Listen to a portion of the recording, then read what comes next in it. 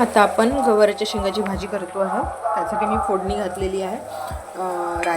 तेलामध्ये राई, जिरं, लसूण आणि कांदा टाकलेला आहे. त्याला मी थोडा शॅलो फ्राय होऊ देते आहे. तोवर मी शेंगदाण्याची पूड काढते, पण मी अगदी फाईन करणार नाही, त्याला थोडं गरबळतच ठेवी.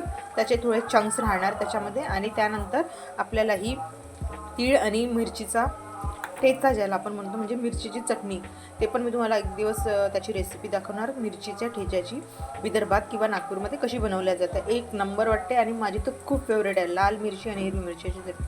चला तर आपण हे याला होऊ देऊया थोडा वेळ. तोवर आपण काढूया शेंगदाण्याची पूड. हे आपले ओनियन झालेले आहेत शॅलो फ्राय. मी याला कमी आचेवरतीच करते आहे. आपला शेंगदाण्याचा कुटी असा या प्रकारे तयार झालेला आहे. टमाटर आणि सांबार पण चॉप करून झालेले आहेत. आता याच्यामध्ये आपल्याला टाकायचं आहे मीठ, हळद, तेल, मीठ, तिखट, सगळे मसाले आणि त्यानंतर त्या शेंगा घालून त्याला परतवून घ्यायचं. शेंगाची भाजी रेडी झालेली आहे. ही गरम असल्यामुळे आपल्याला याच्यावरती तरी दिसत नाही आहे. जेव्हा ही थोडी थंडी होईल मग याच्यावरती आपोआप तेल आणि तरी. तसंही मला तेल जास्त आवडत नाही भाजीमध्ये आणि खायला एकदम मस्त